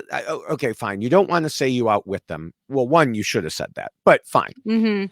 He should have at least said, I outplayed you all with my challenge wins. Right. That was the biggest thing he could hang his hat on. And from what we saw, he didn't even mention it. I know. You know, and then he said he rode coattails, but he didn't need to do anything differently to get there. I don't remember any other finalists so blatantly admitting to that. Yeah. And no one wants anyone who rides coattails to win. I mean, that is like a Survivor. No, that's not a factor that anyone sitting on the jury is like, I want to vote for someone who rode on someone's coattails. And for him to be using that as a selling point for himself as to how he got there certainly isn't going to bode well with why he should win. And I did not remember this final tribal being so terrible. And I that was the rewatch. I was able to really, wow, this is awful. Like, this is one of the worst final tribal councils I've ever seen because everyone was doing such a bad job at selling themselves and trying to earn a vote. It was almost like they were trying to, like, no, I don't want it. You take it. I don't want the $1 million. You have it. No, you have it. I don't want it. And it was so weird to watch. It was so weird. Yeah. And that, you know, that's what I was going to say. As poorly as Bob did, he was great compared to the other two. Yeah. You know, Susie told me, I was surprised it was that close. I didn't come close to doing as well as Bob did. Oh, Susie told me that. Yeah. You know, that's really saying something. You know, she didn't look at all ready. She spoke so poorly. I wasn't even sure what point she was trying to make. Upon reflection and having heard more from her, I think she was trying to say she should win because she was an average housewife who had to beat out all these people who were smarter and more physical than her. Yeah. But that's not really a winning argument. Basically, what she was saying is, you people on the jury were smarter and better than me, and I'm still here, so I deserve it. And I will say this, that is, it's a good thing to do to remind the people who are sitting on the jury why great, you know, like why you think they're great. Like, I voted you out because you were a threat to me, because it builds them up a little bit, right? You can make that person feel better about themselves and maybe get them to like you a little bit more because you're speaking well of them and you're giving them props. But the way that Susie did it was not giving them props and expecting that in return they feel something for her. She was literally like putting herself down. Right. Like I made it here. Like I made it to the final three. I should have been tried. I tried. Like I should have been voted out like at the beginning, but I just worked hard and I kept trying. And here I am. And so to all of those people sitting in the jury, she's like, yeah, you are all so much better than me and should be sitting here, but I made it. Like I got here and I should get a pat on the back for that or something. And right. it was $1 million pat on the back. Yeah. So it was, but I also think that again, in the way that Susie is, that she genuinely believed that. Yes. You know, that she really believed that I made it here. And because I made it here, I should win because I didn't have to do all of those things that you were all doing. And I still made it here. To me, I think she thought that that was a great explanation for her entire game. Yeah. I mean, she wasn't trying to say what she thought they wanted to hear. She was being her. Again, no filter between brain and mouth. Mm-hmm. You know, and fine, that's perfectly admirable in real life. It's not going to win $1 million, even though it came scary close. It really did come close. Yeah. I mean, she needed to have thought out her arguments better to try to win over somebody else. Mm-hmm. I'm not sure she could have accomplished it, but she only needed one more person. I know. Yeah. And it's unfortunate when you see people who are in the final three that don't recognize how terribly the other person sitting next to them is doing and kind of latch onto it. Yes. And we have seen so many survivors do that where they're in that final three and they are obliterating the people that they're sitting with because they're latching on to the things that they have said and using that in their arguments and as to why they should win. And if Susie had that type of personality, Susie could have done that. But I don't think that's Susie's personality either. Just like we've got Bob struggling with his inability to be that humble, honest guy. Susie's inability to just be Susie. I mean, she can't be anything but. And that's just no filter, saying whatever comes to her mind and not understanding the way that it's coming across and how it sounds for the people on the receiving end. Yeah. And neither of them have any sort of killer instinct. Right. You know, to do that jumping on, you know, like as a comparison or a contrast in Tocantins, you had two players who worked together the whole game. They were friends, which is, you know, different from Bob and Susie. But then at the end, JT just rips Steven apart. Yeah. Steven didn't know what hit him. Here, there is no killer instinct whatsoever. And, you know, much like Bob, Susie admitted that she didn't play strategically, you know, that she waited for others to tell her what to do. Even at the final five, she was still like, I'm just going to lie here and someone tell me what to do. You know, the one strategic move that she made was to turn against many of the jurors and piss them off. Yep. You know, I mean, yeah, don't get me wrong. They were vindictive because she got them before they could get her. But they also knew she didn't have a strategic bone in her body. And she couldn't even legitimately say, I outplayed you. She just flipped. Yeah.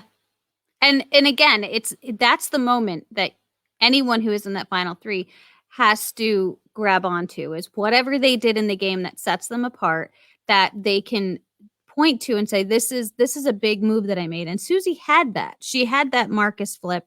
She could have spun that in such a way that she really did kind of decide the trajectory of the entire game at the end because she took out all of those players right after that flip. It was because of that flip all of those players could be taken out. I should say it that way. She wasn't the mastermind behind all of that, but it was because of that flip. Right. Suddenly there was people in that final that should have never been there. And now this is what we have. And it was because of that move with Marcus. But again, she didn't utilize that at all. Didn't talk about it, didn't really talk about the effects of it and how it just determined the outcome of the game. Nothing like that. Yeah. Now, moving on to Sugar, as Rob mentioned in his podcast about the season, she said she felt like she played the perfect social game, which is an utterly ridiculous statement. I'm surprised she could say it with a straight face. I guess that shows what a good actress she is. You know, in the recap episode, Corinne said, at least we have the jury and we'll never give the win to Sugar. And Yeah. yeah, that was certainly true. As we've discussed, Sugar wasn't interested in winning over the jury anyway, but rather winning over America. Flipping off Corinne, while completely warranted in that situation, Mm-hmm. wasn't going to win her any jury votes. The same could be said of her other reactions and responses, but they would make viewers cheer. Unfortunately for Sugar, this was all shown after the $100,000 popularity contest was already decided. Yeah. Well, and I will say this too, as far as Sugar's performance in the final tribal. I did read her quarantine interview with Dalton. Mm-hmm. And one of the things that she said, which struck me as incredibly odd. I don't know if you had a chance to read that. No, I forgot the quarantine. And that's listen, you read way more of the stuff than I do, so it's fine. This is why I go down these weird paths, because I try to find interesting and strange things. She actually said that she had been drugged right before the final tribal, and I was like, wait, what? She was given drugs? And so I got in touch with her because I was like, I need to know if this is an actual thing. And so I reached out to her, and she said that she was about. And the reason that you're able to get in touch with her is because you're part of the secret survivor society of Jessicas, right? There are a lot of us, but not very many actually went with the name Jessica. I'm one of the few. I will just throw that out. Most of them have a nickname. So yes, that secret survivor society of Jessicas. SSSJ. And she did inform me that she was about to have a panic attack prior to the final tribal, and that they did give her a shot that they had prepared, that they warned her could cause convulsions, but they were going to, I know, but this is what they were going to do. And that's what she said. And I thought, this is incredible. I don't know any more about it than that. I just asked her if that's what happened and if it was true. And she asked me if it came from the Dalton article. And I told her that that's where I had gotten it from. And if that is the case, now knowing that information, after having watched the final tribal, I feel like I understand her persona a little bit better. If that's kind of her lack of energy, you mean?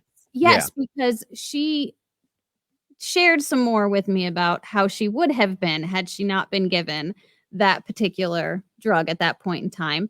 That there might have been some jumping across the fire at some people. So I do think that probably explains a lot of her affect and how she reacted to people. And the conversation, like Charlie, when Charlie was asking her a question and she was like, well, you don't have to vote for him if you don't want to.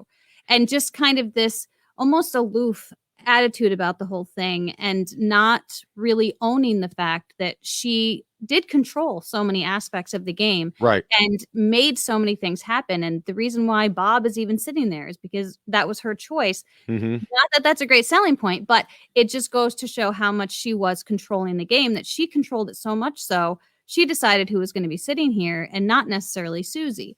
And so there was a lot of things that she could have argued and that she could have pointed at as part of the controlling of the game, and she didn't. And I feel like if that's really what happened, and I believe her, because I don't think she would lie to me about that, and I don't think she would lie to Dalton.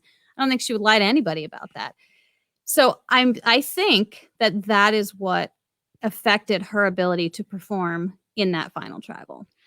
Yeah. And I mean, it's kind of a damned if you do, damned if you don't. You don't get that medication, you have a panic attack. Right. You're not going to be any better off. You're going to be worse off. Exactly. Yeah. And so, it's a downside with, medications often have side effects. And unfortunately, if you're trying to calm someone down, you may overcalm them, especially when they don't have a whole lot of food in their system. And, so. I mean, and seeing some of the things that she was presented with, the fact that she didn't lose her shit, honestly, in that final tribal, to me, she must have been under the influence of something in order to maintain her composure in those moments. I mean, I was like, I was like, wow, what she could have done. That's what I was thinking too, is like, I just figured it was that she knew, she was done for, and it was like, fine, you people do whatever. And I do think, medication or no medication, I don't think it would have changed the outcome. These people came there with no intent of voting for Sugar. Oh, for sure. And that's another point that I'm glad you went back to that, because Corinne did make that comment about having the jury. Yeah. And this goes back to a point that we've discussed a lot is how the jury talks to each other and that they do influence each other when they're discussing the game and who they think should win and why this person should win. There's a lot of influence happening. And it is very similar to a jury that you would see in our criminal justice system, where people are talking about things that they've seen, they're talking about what's been presented to them, and they're making a determination based upon all of those things. Yeah. Here, not everyone needs to agree, but you can certainly influence people. And so I do think that there was a lot of influencing happening that we did not see in relationship to the jury, because there was so many people who disliked her so much. Well, and I don't know that they needed to influence each other, because I think there was one group, well, both groups disliked Sugar. One group disliked Susie. One group liked Susie. It wasn't so much they disliked Bob. So I think that you had these two disparate groups, right? Which, by the way, seeing the Ponderosa videos, there was not, in your season, when people got voted out, they were all welcome, and in most seasons, it doesn't matter what happened in the game.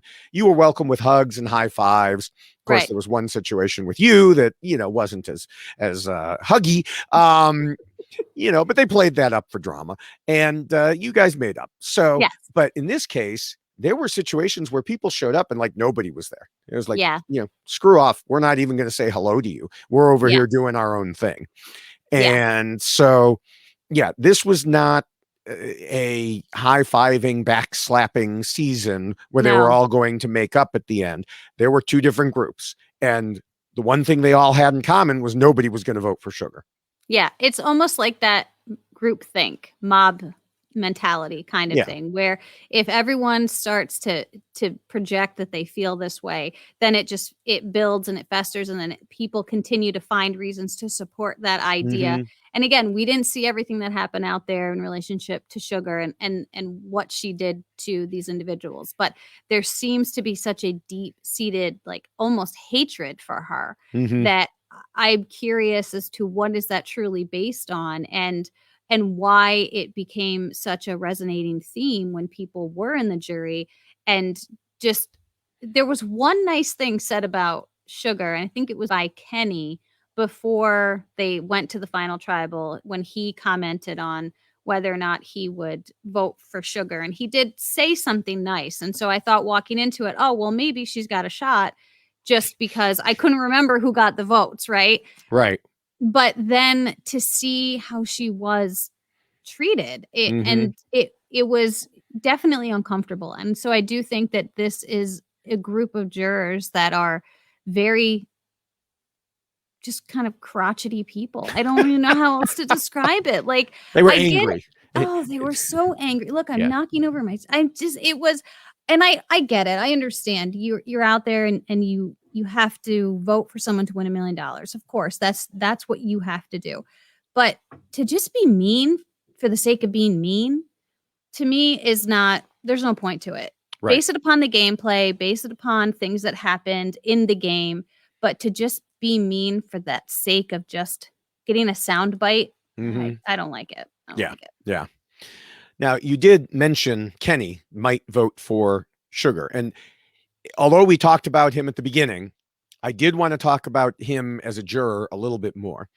Because as we discussed at the beginning of the podcast, he was supposed to be the most strategic player this season. But he voted for the least strategic player of the season. So I asked him about that in my interview with him. And he said he wanted everyone to be honest with him at Final Tribal Council and answer the way he wanted them to. Now, notice that. He wanted them to be honest and answer that way. Right. Well, what if the honest answer wasn't the way you wanted? Well, that's actually what happened. He wanted Sugar to say she was a mastermind playing him since day one, but she didn't say that. Well, why didn't she say that? Because it wasn't true, Ken. Right. He forgot he played her before she played him. Right. It was okay when he did it, but not okay when she did it. Yes. Oh, we need to come back to that point. Yeah. he wanted Bob to say that he was playing Ken and never intended to give him the necklace in the first place. But we've already talked about how he didn't say that and couldn't say that. Bob answered honestly, but Kenny deluded himself into thinking that was a lie. Yeah. So for the other two players besides Susie, you can't have both things. You can't give the honest answer plus the answer that he wanted to hear. Right.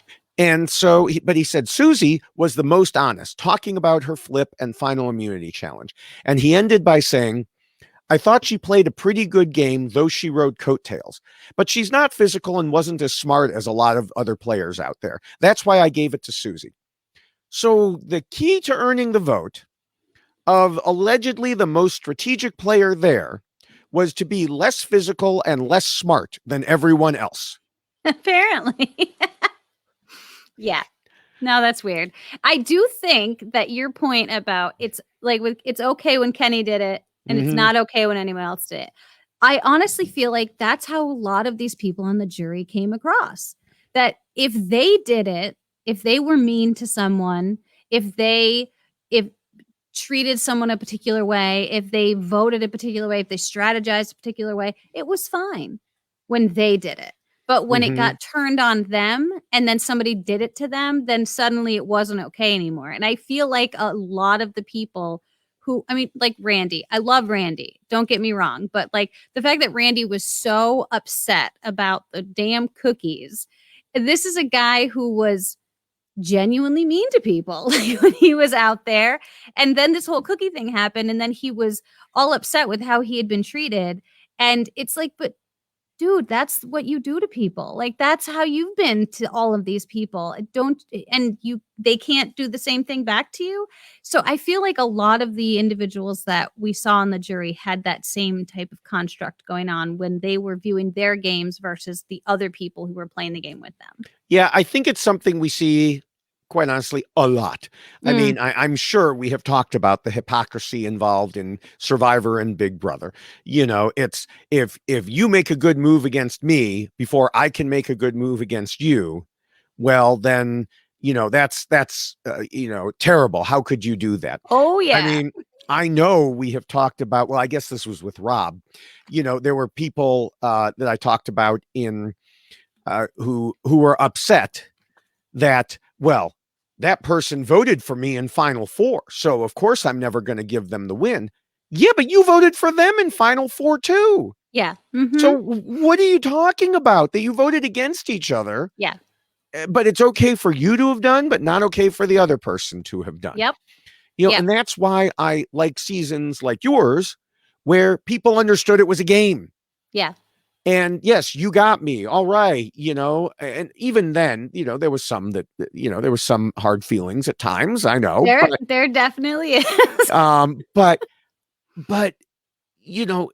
there's just seasons like this where every game move is taken as a personal affront. Yes, exactly. But partially, I think that's because so many people disliked each other. Like under normal circumstances, maybe that cookie thing wouldn't have been a big deal, but Randy already disliked Sugar. Randy already disliked other people. Right. And when you dislike someone, something that they do automatically just makes it so much bigger.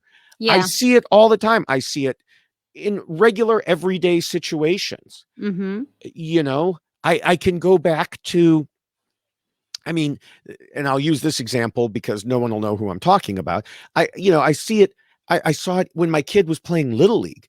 The coach had some kids he had known practically forever, and some kids who were new and newer, and he thought of them differently. Well, when his kid or someone else that he knew would make an error, he'd be like, "Oh, that's okay. Go get him next time." Yeah. When one of the other kids would do it, he'd yell at them and pull them from the game.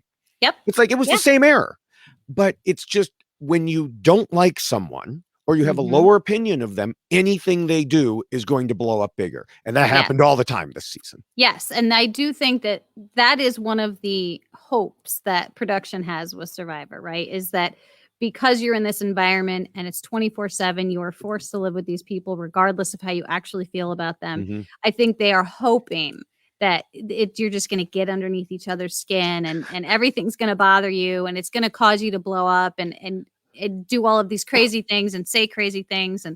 And boy, did they really knock it out of the park with this season, because everybody just annoyed the crap out of everybody from day one. It was just, can anyone be more miserable than these people? It was amazing to me. And so the fact that anyone thinks that Sugar got the best edit and she was really not a nice person when she was out there, maybe you have to kind of look back at yourself too and say, well, maybe I wasn't the nicest person when I was out there, and who am I to judge?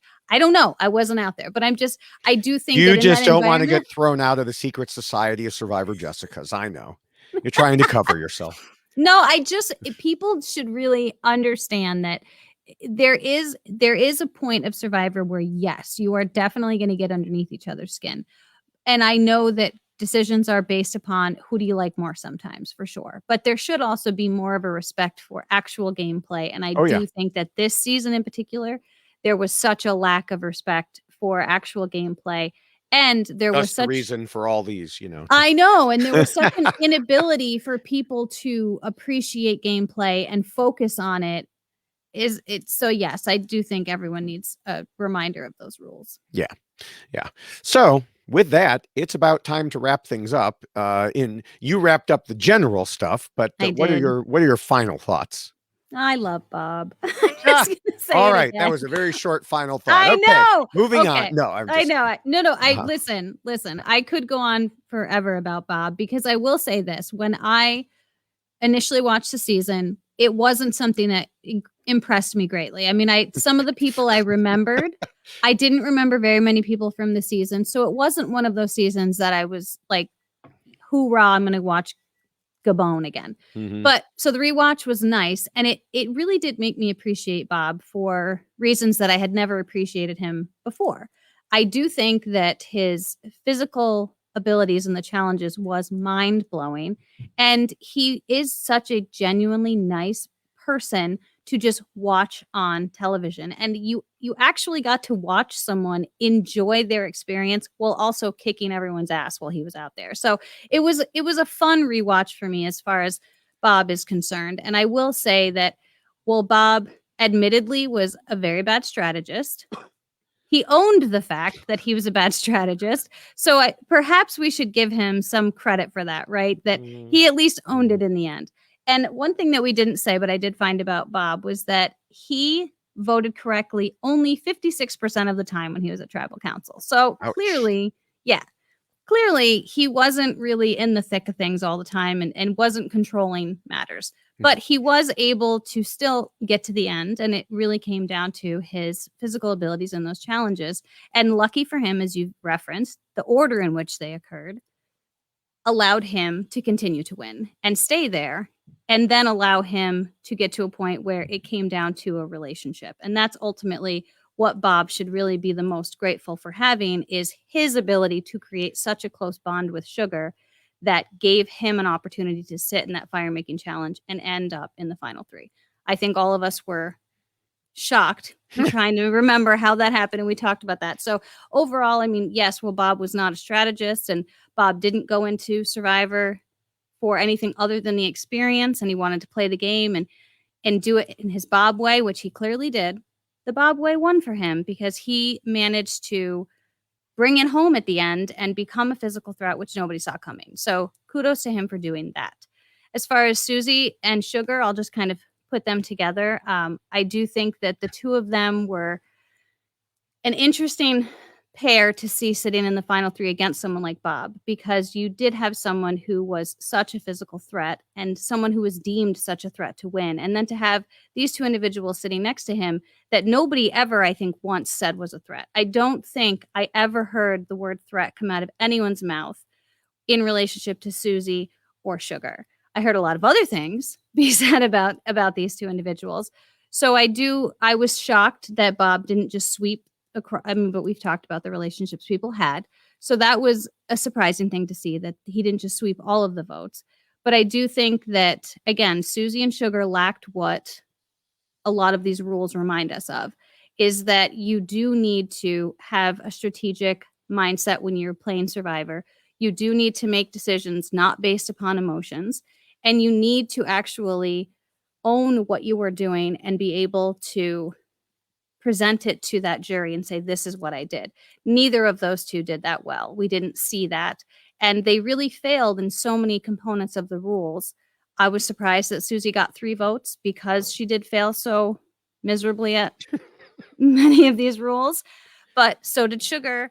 And unfortunately, Sugar failed worse, I guess, because she got no votes. So overall, the end result was shocking to me because I do feel like Bob, out of the 3 people sitting there, probably should have done better considering the relationships that people had and the feelings that people had for the 3 people sitting there. Wasn't based upon strategy, game control, nothing. It was purely based upon social relationships that had been formed. Yeah. Yeah. Like you, I like Bob a lot as a person. I was glad to see him win from a personal perspective. Certainly not from the standpoint of someone who watches the game mostly for strategy. Then again, none of these finalists would have fulfilled that role. The fact is that Bob had a fair amount of luck and help in getting to the end. Bob, it would be an understatement to say Bob was not among the best strategists, schemers, or plotters. He stayed under the radar until he needed to move above it and then hung on mostly by winning challenges. But the odds were against him winning forever, and he finally lost the last one. That was when Sugar took over. We can attribute Sugar's favoritism of Bob to his own personality. After all, if he had been a Randy or a Corinne, there's no way Sugar would have wanted to save him. This is an example of a very good reason to be nice instead of mean on Survivor. Mm-hmm. But even more so, we have to point to Sugar's actions and give credit to them just as Bob himself did. How important was Sugar to Bob winning? Well, I asked him if he owed Sugar a debt of gratitude. And he said, without a doubt, if it weren't for Sugar, I'd be talking to you later. Which, by later, this was on the schedule when I was interviewing him. Would have been later when the 4th place contestant was scheduled to talk to me. Sugar agreed, as I mentioned earlier, that she had said to her sister that Bob's family should love her because, quote, I'm about to give him $1 million. Without Sugar, Bob would have been in the jury in 4th place, probably voting along with almost everybody else, or maybe indeed everybody else, to give Maddie the money. Bob got himself as far as he could in the game by staying out of harm's way and winning immunities. I don't want to belittle how well he did in those regards, because if he hadn't succeeded there, he never would have made it to the point where Sugar's affection for him took over. But it wasn't like Bob planned it this way. He didn't actively try to cozy up to Sugar so she would save him. I doubt it was ever even on his mind, as it was clear he thought he was done for when Susie won the final immunity challenge. It was Bob's personality that connected with Sugar, not any strategy that led up to it. He found the right friend at the right time who had many different motivations other than winning the game. Both her emotional state and her plans for the future made her want to support Bob. Bob did what he needed to in order to make his way along in the game. But when he faltered, it was Sugar who saved him and put him into the position to win. Even then, he almost blew it with the jury, but was up against 2 people who blew it even more. And that is why Bob won. Yep, and he's still rocking the ties. He is. Yeah, we met him. Well, I met him. I don't remember if you were there at, I'll have to look at where it was. It was at one of the know-it-alls. Yeah, I don't think I've had the pleasure of meeting him. All of a sudden, quite frankly, I was in the bathroom, and all of a sudden he was there. I was like, Bob! You know. Oh my God, I'm knocking over stuff again. That's amazing. He wanted to take a picture in the bathroom together. I was like, no, let's go outside and, let's take the picture. Let's not be in the bathroom for this. Yeah. That's awesome. Yeah.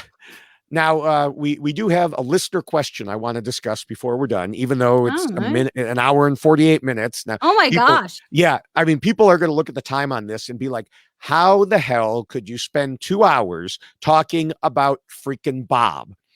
And the answer is, as I was writing my notes, I told you, when people do a lot of things right, you have a lot of notes.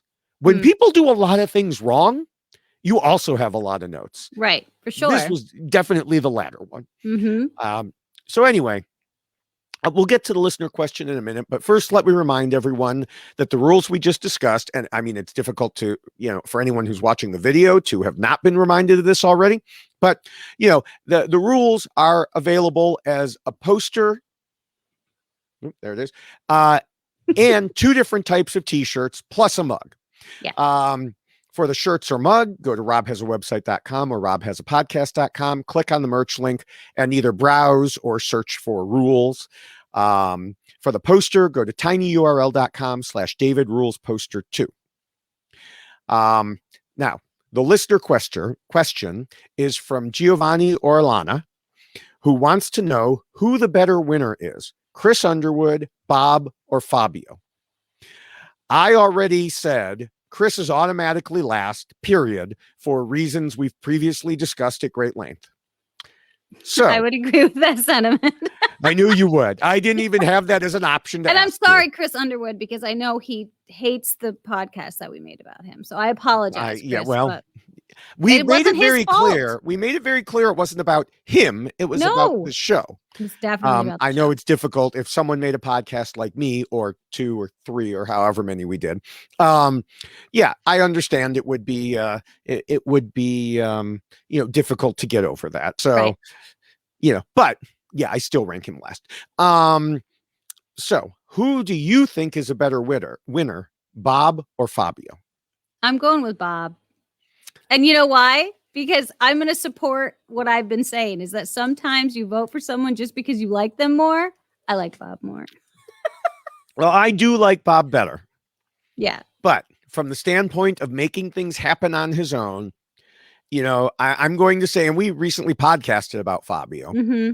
I'm going to say Fabio edges out Bob in terms of, especially if we're looking in terms of following the rules. I know, and I'm not following the rules, but I will. But I know I'm guilty of this. But also, though, if you just the threat level, Fabio was never seen as a threat, right? Nobody thought Fabio. But that's one of was the a rules threat. is to not be seen as a threat. He purposely made himself act even dumber.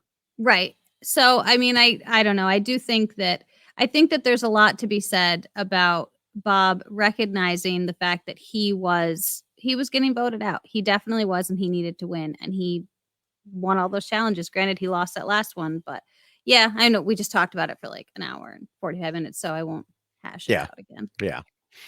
All right. Well, as we wrap up, I want to encourage people to check out the RHAP patron program at robhasawebsite.com/patron. And by the way, as I'm about to say this, people don't turn off the podcast or the video. We have news coming up. But anyway, we're in the middle of the month.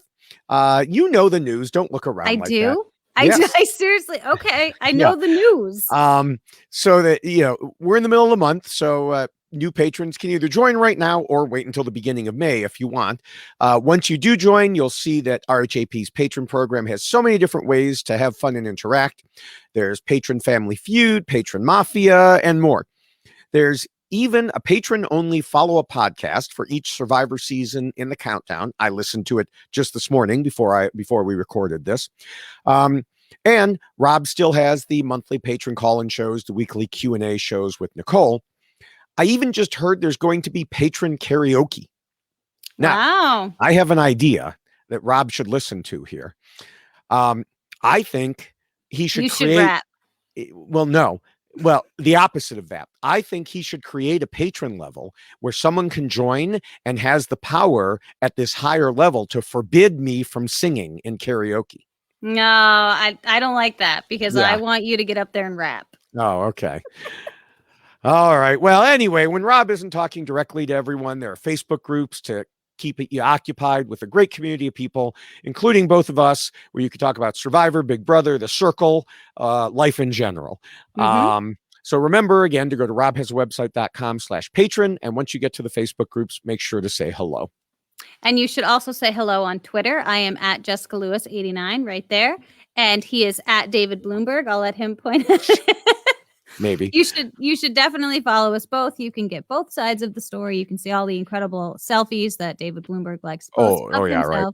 So many. And eventually, when Survivor starts again, which it started, so we will be able to tweet about that live tweet during the actual episode. So again, it's at Jessica Lewis 89 and at David Bloomberg. Yes, and again, as a reminder for those of you with iPhones or iPads, there is a newer social media outlet that you may have heard about. You may have heard Rob talk about it, and that's Clubhouse. Jessica, of course, is patiently waiting for them to open up to Android users. But you can find me there. Also is at David Bloomberg. There's also an RHAP club. I have plenty of invitations I can give out. So if anyone needs one, hit me up on social media. Maybe I'll just use my daughter's phone so I can stalk you. There you go. Clubhouse. It's not really stalking. You actually have to listen and I see you. So it's really bad stalking if you're doing it. Damn it. All right. Our hashtag, of course, as always for these is WhyBob1, even though we came up with hashtag Humble Fumble earlier. Of course, the hashtag for this podcast overall is YXLost. Make sure you're subscribed to all of the RHAP Survivor podcasts at robhasapodcast.com/survivor or on your favorite podcatcher. We are also on the reality TV RHAP-Ups feed, and you should subscribe to that too. In both places, you can find a wide variety of great content, including, of course, the whole countdown. And we would also like to thank Scott St. Pierre for all of the incredible editing that he does on this podcast, both the audio and video. I almost said visual. So thank you so much for that, Scott St. Pierre. And also thank you to Will from America for the incredible theme song that you have written for this podcast, Why Blank Lost. So thank you so much for that. We love it. It's very catchy. You should check it out at the beginning and then replay it every time. Yes. Now, also, thanks, Jessica, for joining me once again to talk Survivor, even though it may have been, was the least strategic final three ever. It was interesting. And sure. yes, for the news, which isn't news to some of you because I've mentioned it in the Facebook group. See, patron Facebook groups. Although we sometimes have a bit of a gap in between these, we're going to have a rare back-to-back week. Oh, that's the news. I put it aside. I forgot about it. You can't put it aside. You got to start watching again. I do. Because we'll be right back here next week to talk about why Natalie won Survivor Samoa. Mm-hmm. So we will see everyone in just 7 days.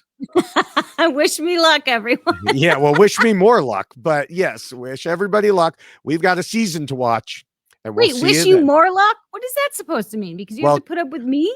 No, because I also am probably going to be on a Circle podcast next week. Oh, yeah. I just want to clear that up for the listeners so they know it's not like poor David. So I wasn't going to officially announce it yet, but yes, I will probably also be on a Circle podcast at some point next week, I believe after we record. But yes, I have to make sure to watch all the Circle episodes and listen to all those podcasts. Good luck. But good luck. For the purposes of Survivor, we will be here again in 1 week. Excellent. Bye. Bye.